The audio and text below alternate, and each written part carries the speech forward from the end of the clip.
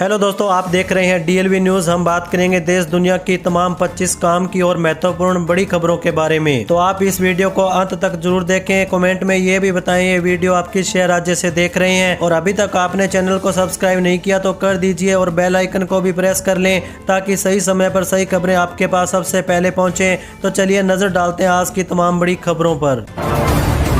देखिए, पहली सबसे बड़ी खबर, आम आदमी पार्टी की जनसभा में अरविंद केजरीवाल ने संबोधन किया। आबकारी मामले में बरी होने के बाद यह उनका शक्ति प्रदर्शन था।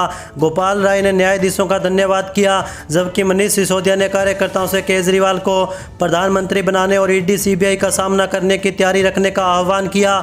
पंजाब के सीएम भगवंत मान ने भी संबोधित किया।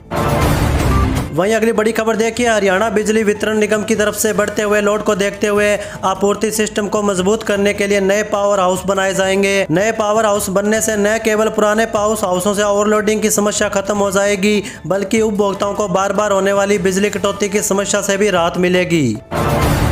चलिए अगला अपडेट देखिए, केंद्रीय मंत्री गिरिराज सिंह ने भिवानी में कहा कि अमेरिका से कोई ट्रेड डील नहीं हुई है। उन्होंने राहुल गांधी को चुनौती दी है कि यदि वे इसे साबित कर दें तो वह राजनीति छोड़ देंगे। गिरिराज सिंह ने गांधी परिवार पर झूठ बोलने का आरोप लगाया और कहा कि कांग्रेस ने किसानों को WTO में गिरवी रखा था। उन्होंने ग्लोबल टेक के टेक्सटाइल सम्मेलन में हिस्सा लिया। वहीं देखिए दोस्तों, होली से पहले 1 मार्च को LPG के नए दाम तय कर दिए गए। होली के कुछ दिन पहले ही ग्राहकों को अब commercial LPG petroleum gas cylinder 31 रुपये तक महंगा मिलेगा। हालांकि 14 किलो वाले LPG सिलेंडर के दाम में किसी भी तरह का परिवर्तन नहीं हुआ। दिल्ली में 19 किलो गैस वाला LPG सिलेंडर की कीमत आज से 1768.50 रुपये हो चुकी है। इससे पहले यह 1740.50 रुपये में मिल रहा था। मुंबई में कमर्शियल सिलेंडर 1692 रुपये की जगह आज से 1720 रुपये में मिलेगा। वहीं चेन्नई में आज से कमर्शियल सिलेंडर 1929 रुपये में मिलेगा, जो कि पहले यह 1899.50 रुपये का था। इसी के साथ आगे देखिए, पूरी दुनिया में आज सुबह की शुरुआत इजराइल और ईरान के बीच लड़ाई की खबरों से हुई। US प्रेसिडेंट डोनाल्ड ट्रंप ने ईरान के लोगों को संबोधित करते हुए एक भाषण दिया, जिनसे उन्होंने अपनी सरकार संभालने को कहा। दूसरी ओर तेल अवीव ने ईरान पर हमला कर दिया और तेहरान ने पूरे मिडिल ईस्ट में हमले करके जवाब दिया। दुबई से लेकर दोहा तक के शहरों में सायरन बज रहे थे, लेकिन खाड़ी का एक देश इन हमलों से अछूता था। वहीं अगली बड़ी खबर देखिए, पंजाब के मोहाली में बनेगा देश का पहला AI टावर। 300 विदेशी कंपनियां करेंगी निवेश, हजारों युवाओं को मिलेगा रोजगार। मोहाली में देश का पहला आर्टिफिशियल इंटेलिजेंस टावर बनने जा रहा है, जो भारत में AI आधारित उद्योगों का बड़ा केंद्र बनेगा। पंजाब सरकार की इस परियोजना से लगभग 300 देशी विदेशी AI कंपनियां संचालित होंगी, जिससे हजारों युवाओं को रोजगार मिलेगा। यह टावर चंडीगढ़ एयरपोर्ट के पास 183 एकड़ में विकसित होगा, जिसमें सॉफ्टवेयर, हार्डवेयर, चिप निर्माण और स्मार्ट उपकरणों का विकास होगा। यह पहल पंजाब को AI क्षेत्र में वैश्विक पहचान दिलाएगी।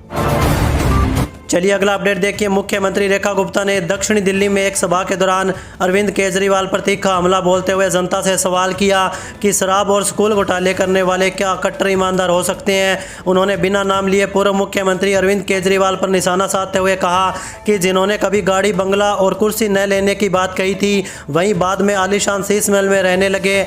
मुख्यमंत्री ने यह भी आरोप लगाया कि बच्चों की कसम खाने वाले नेताओं के कार्यकाल में क्लासरूम निर्माण में अनियमितताओं और शराब नीति में गड़बड़ियों के आरोप लगे। वहीं दोस्तों देखिए, मुख्यमंत्री रेखा गुप्ता ने दक्षिणी दिल्ली में घोषणा की, दिल्ली का नया मास्टर प्लान जल्द ही मंजूर होगा, जिससे नियोजित विकास का इंतजार खत्म होगा। उन्होंने सरकार के 1 साल के कार्यों का रिपोर्ट कार्ड प्रस्तुत किया, जिसमें अनधिकृत कॉलोनियों का नियमितीकरण, झुग्गीवासियों को आवास और बुनियादी ढांचे परियोजनाओं का उल्लेख किया।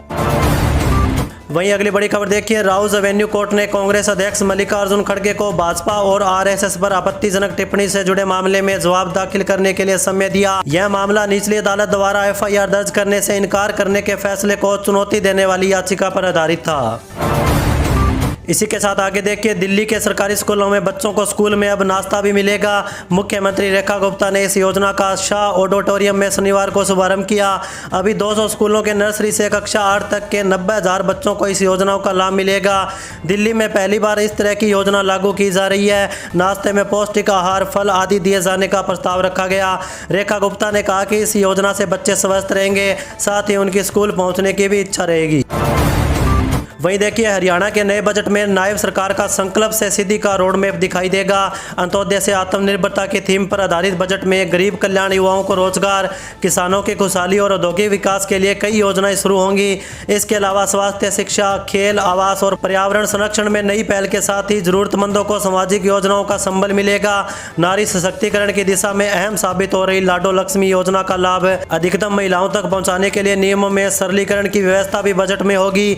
मुख्यमंत्री नायब सिंह सैनी ने प्री बजट बैठकों में खुद इसके संकेत दिए हैं। चलिए अगला अपडेट देखिए। पश्चिम एशिया में तेजी से बिगड़ते हालात के बीच भारत ने कूटनीतिक सक्रियता बढ़ाने हुए तनाव कम करने की पहल की। विदेश मंत्री एस जयशंकर ने शनिवार को ईरान और इजराइल के विदेश मंत्रियों से अलग अलग फोन पर बातचीत कर तत्काल तनाव घटाने, संयम बरतने और संवाद के रास्ते पर लौटने की अपील की।